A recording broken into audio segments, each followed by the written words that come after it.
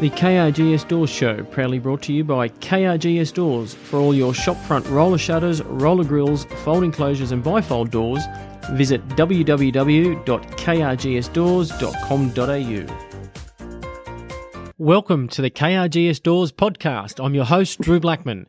The aim of our podcast is to talk to cool people with cool stories, whether it be our suppliers, customers, staff, other business owners, or people from different walks of life, and get to know them a bit better. If you're interested in coming on, drop us a line or email, or connect with us via Facebook, and we can have a chat to see what we can do. Today on episode 35 of the 2-year-old KRGS Doors podcast, I'm joined by KRGS Doors Managing Director Clayton Blackman, and we talk to me. That's right, folks. We get to know the man behind the voice of the KRGS Doors podcast. We talk all things growing up, my previous working roles including Fairfax newspapers and New South Wales Police. I will also let you in on our next episode's guest, but for now, please welcome to the podcast, me, Mr. Drew Blackman. If this doesn't turn you on, folks, you haven't got a switch.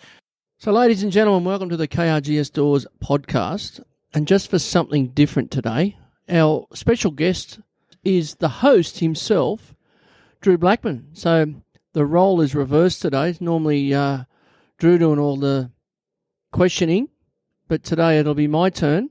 I'm your host, Clayton Blackman, and I'll be interviewing Drew Blackman.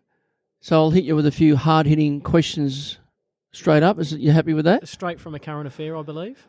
Yeah. Beautiful. Hello to Trace. Hope you're doing well. Yeah, we thought we would mix it up. We've now done, this is our 34th episode, so I thought we'd mix it up, get to know me a little bit better, the person behind the voice that does all the questioning on our other ones. So, yes. The voiceover. So I'll kick off with, what is the Drew Blackman story? So, married, just celebrated 20 years marriage. Congratulations. Thank you very much. So at the She needs an absolute medal. She does need a medal. At the ripe old age of 41 of 20 years marriage, I think that's pretty decent. 3 beautiful children. Taylor, who some of you may know if you've rung our office, was our receptionist. She's 19. And he's one of our voiceovers on the... She does our ads. She does our ads on the podcast. So, yes. And, she's 19. Josh is 17. He's just started his HSC. And Nate, our youngest, is 5, going on about 25. So he was our surprise that... He's full of energy, that kid. He is full of energy. So, yeah, so that's pretty much me. People Easy. may also know me as your brother. Yes. What's your role at KRGS Doors? My role at KRGS Doors... Jack of all? Joel, I'd like to call myself the 14th man. So if someone's away, I sort of fill in. I come on, I can play halfback, I can play prop, I can play dummy half. Yeah, I look after sales, I do some sales, I look after service, I look after accounts. Marketing, which so podcasts, that probably rolls into the marketing side of things. Social media, Jack of all, a bit of everything. You do like the social media? I do love the social media. I'm a bit of a bandit on that. So all our social media is done by Drew. If anyone's questioning, is that a good thing or a bad thing? No, it's a good thing. Yeah. I've got to come up with some ideas on occasions, but you you do all the good things. I do enjoy that side of the business and you do a good role in it. How did you start in the roller shutter industry? Well, it was sort of by accident.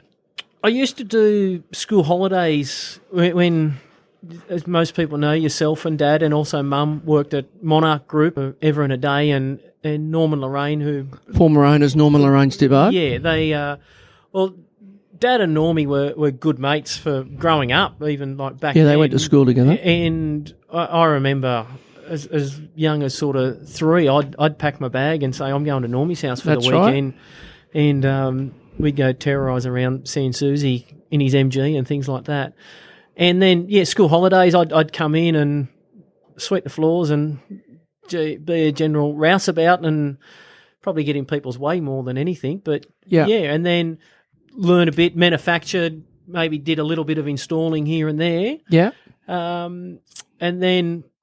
I went away and did some other work of sort of when I left school. I went to Fairfax newspapers and I was in the mailroom there for a little while, and then I moved into fleet looking after all the vehicles for Fairfax newspapers. Then I went back and I managed the mailroom there, and like I was only sort of 2021 managing the mailroom. And people sort of think, the mailroom, but that's a key part of that industry of couriers coming in and stuff going out.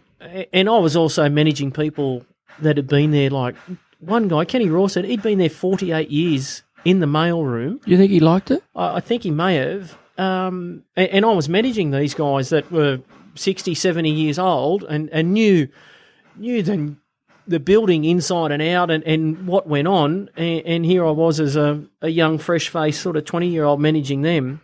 Like Kenny Rosen, this is how good it was. He'd celebrated 50 years there, and on his 50th year, they presented him with the newspaper from the day he started, framed up really? and that type of thing, like the Sydney Morning Herald 50 years ago. It was pretty awesome, and the CEO and that type of thing. They wouldn't have too many people that were there for 50 years. There wouldn't be too many businesses that would have one worker there for 50 years. So then after that, I went to IAG, Insurance Australia Group, and managed the mail rooms there. And then from there, I fell into procurement, which was a enjoyable role. So that was purchasing, and I was looking Bit after of pressure, and it was, and like I was managing contracts. Like the Australia Post contract at IAG was over $1 million a month. Shit.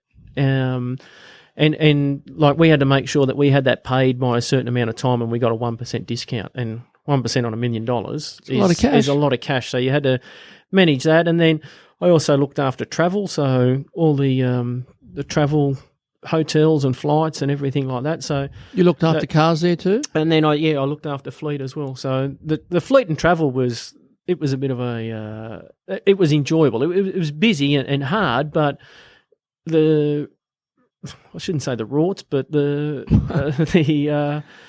it's only a rort if you're not in on it. Yeah, that's right. But the stuff that come with it, like I can't remember a week that I wouldn't be taken out for lunch. Yeah. And then, people like, come and try the hotels. And that was part of the role. And it was expected. And they were giving you cars to test drive and all that sort of stuff? We were big with Holden and I mean, hey, do you want to test drive the new SS Commodore? And they had Hummers and everything like that. And okay, why not? I'll take it for the weekend and that type of thing. So it was good in that sense. And then from there, I went to Mirvac in the same type of role and looked after everything. And then they had a bit of a restructure and I got made redundant, which for people that made redundant, you sort of think to yourself, shit, what have I done wrong? Yeah. Like, and it's just a restructure. And you're looking back now, like I was still only early 30s and had a mortgage and kids and everything like that. And I'd only been there 12 months, so I didn't get a huge payout.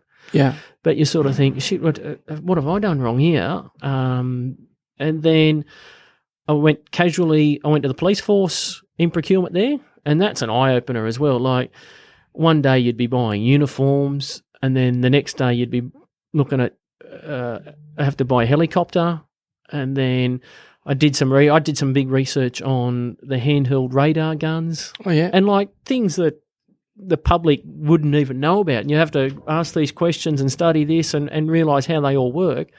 And you didn't get to sample the Smith & Wessons or anything like that? No. None of that. That was but some of the stories in there. And you didn't get to sample the highway patrol cars or anything like that? Well, actually, we got to see where they were all put together and everything, the computers and all that sort of jazz put in. So that was pretty cool. And stuff like that you wouldn't usually have in a corporate job as such, that you wouldn't get to see. And then that was only a 12-month contract, and at the end of that, Phil Sigsworth, who worked here, was moving on, and you and I sort of had a discussion saying, hey, do you want to come into a sales role here? And okay, I sort of went, I had a little bit of a dabble in manufacturing, not too much in sales, but learning from you. Yeah. It was, and that was 8 years ago, I think. You've come along with some big brand names though, mate. You had Fairfax. Is it AIG? IAG, Insurance Australia Group, Mirvac, the police force, KRGS Doors. Like they're all. Well, it's only got bigger as it's gone along. Absolutely, it's all on the same plane. And that was 8 years ago, I think. Now I come along and time flies. Well, I still, and you probably do too. I still remember my first job. It was over at Chatswood Chase. You and I went out and we measured it up, and that was my first job. I still walk past it now and still remember it was a folding still admire it. Yeah, and it's sort of you learn as you go and learn off you, and then we've had restructures here, and I've had to take on other roles and learn other things, and we've gone from there. So that's sort of how I roundabout ended up in the roller shutter industry. So roller shutters, what's the biggest challenge? I find probably meeting customers' expectations, and you'd know firsthand too, and everyone in the shop fitting industry knows firsthand that they've got a deadline that they've got to meet. And I remember, and it probably stems back to when I was at Fairfax in the mailroom, we had a saying that everything's urgent, just some more things are urgent than others. Yeah. And it's similar to roller shutters. Everyone wants their roller shutter in there, their folding closure, they need it at 100 miles an hour. Yeah, there's only one job. And sometimes that, but then you don't get the same expectations back from the customer when you want them to pay their bill on time and things like that. So I feel it's got to be a two-way street that, hey, we've delivered the product or we've got your parts ready in a week and we're ready to go, and now you want to pay in 60 days? We'll deliver it for you in 10 days and you want to pay me in 60. Yeah, like that type of thing. It's got to be a win-win. I think that's the biggest challenge I face. Yeah.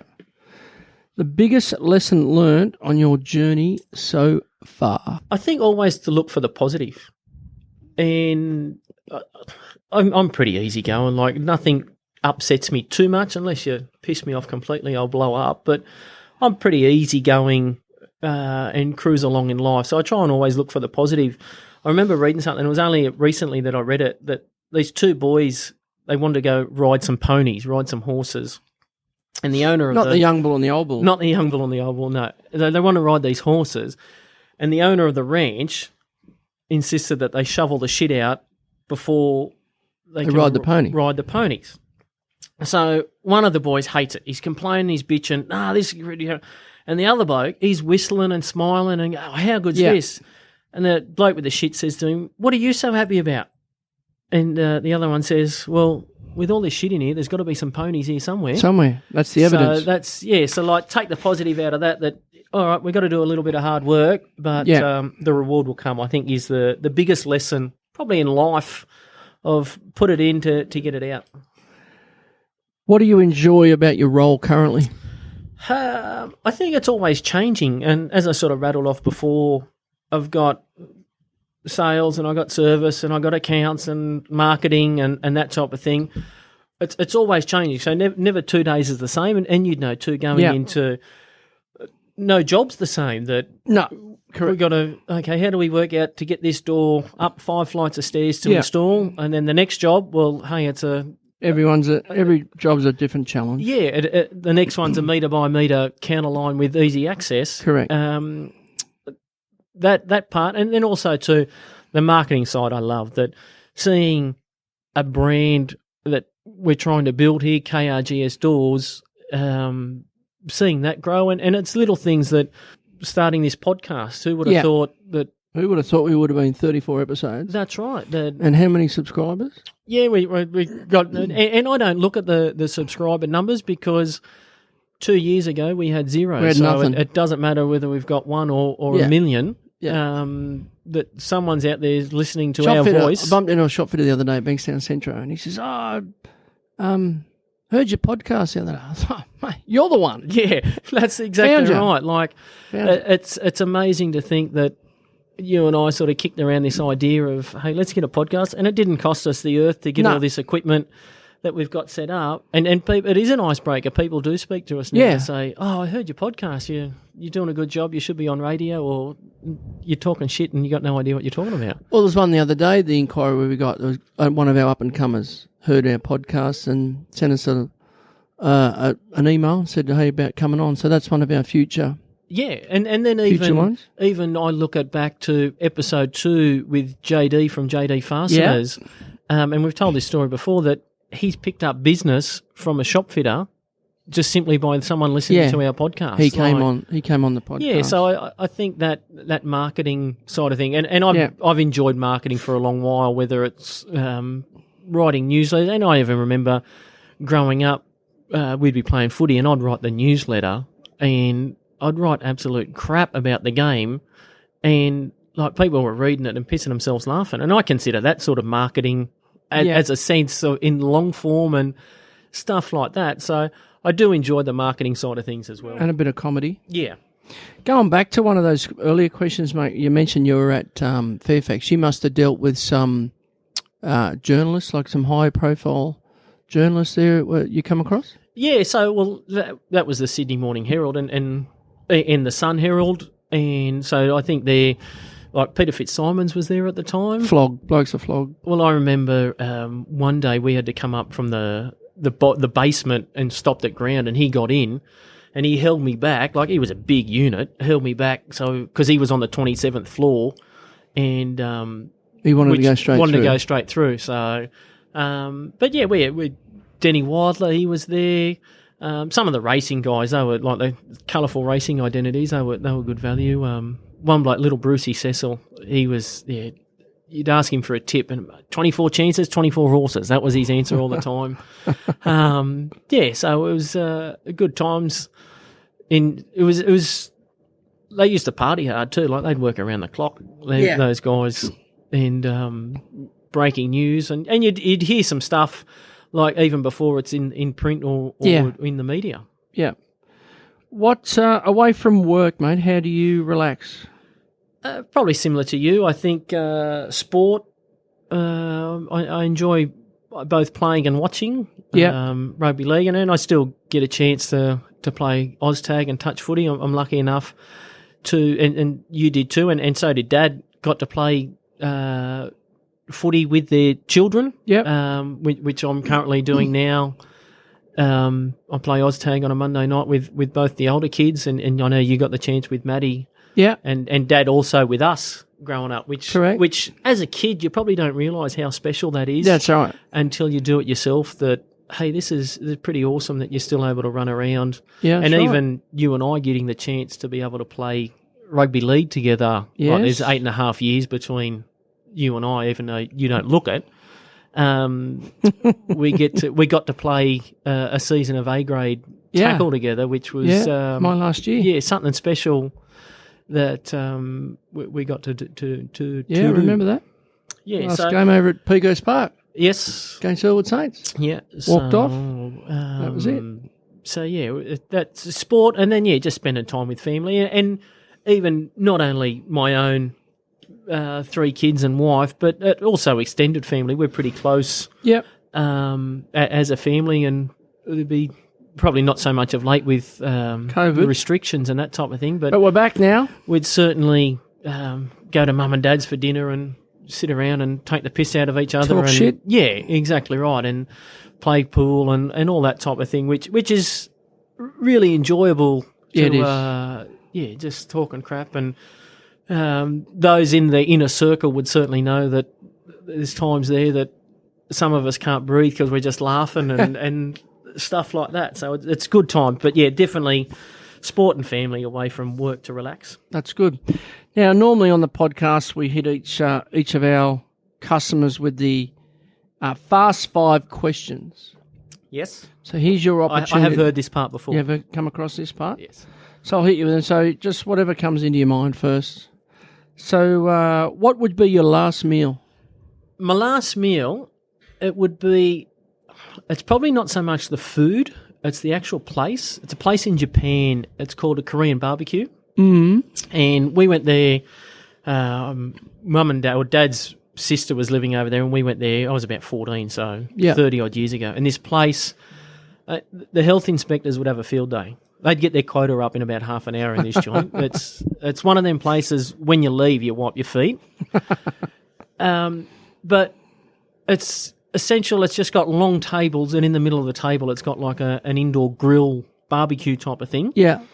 And up the front around, they've got these big hubcapfuls of raw chicken, beef, lamb, veggies, whatever. And you get a little bowl, you fill it up, and you take it back and you cook it there at the table in front of you. So similar to a Chinese meal, like a chicken chow mein, where it's got the little pieces of chicken type of thing. You just cook them in front of you, eat away.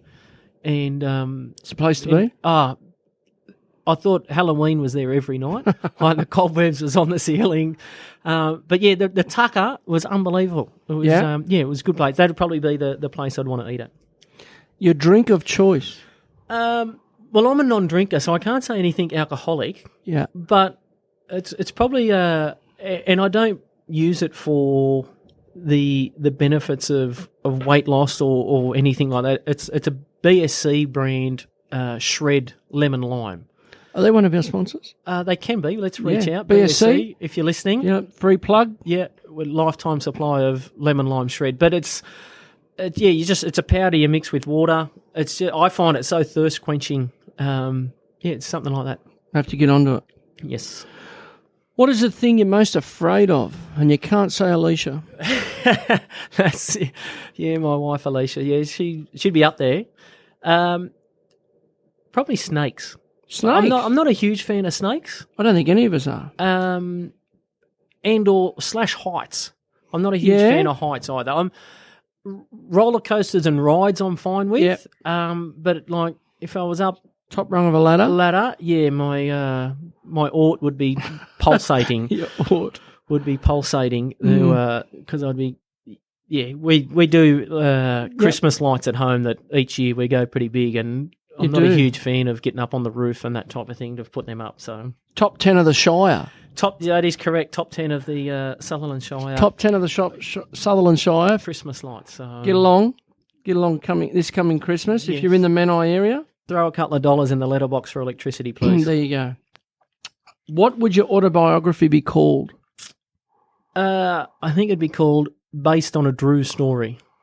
Based on a Drew story. That's good. I like that. I like that. What about yours? Have you ever thought about that? Oh, shit, mate. You've hit me. I haven't really thought about that one, but might be a question to come back with. Based on a Drew story. I like that one. Yes. If heaven does exist, what would God say when you arrive at the pearly gates? I'd like to think he'd say to me, the seating's at the front, the concert starts at 5. Because you could imagine the concert they'd be having up there. Obviously, Elvis would probably headline. The King? So there'd be like the lead singer of Queen. He'd probably have a set somewhere along the lines. Michael Hutchins. Probably Michael Jackson. You'd probably lock the kids away for that one, but he'd probably have to have a performance there somewhere. Prince. Yeah. I'd like to think he'd sort of, each night would just be a concert. Yep.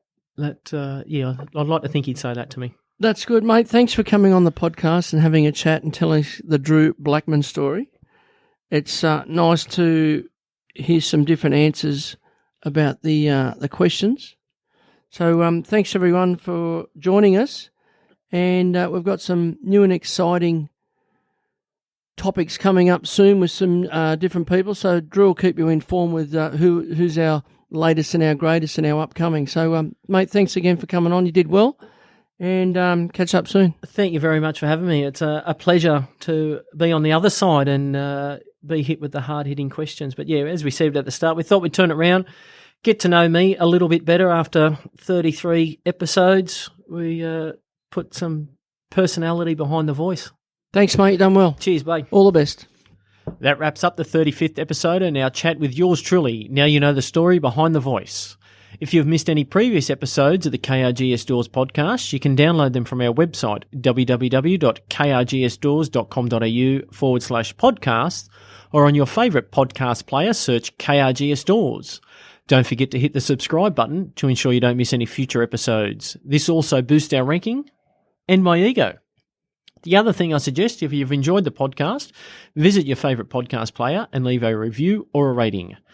Our next episode, we speak to Brad Griffiths from Man IT. We talk all things IT and small business, along with Brad's time in the Air Force. So keep your eyes peeled for that upcoming episode.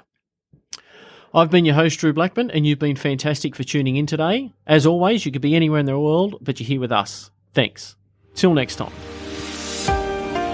The KRGS Doors Show, proudly brought to you by KRGS Doors. For all your shopfront roller shutters, roller grills, folding closures and bifold doors, visit www.krgsdoors.com.au.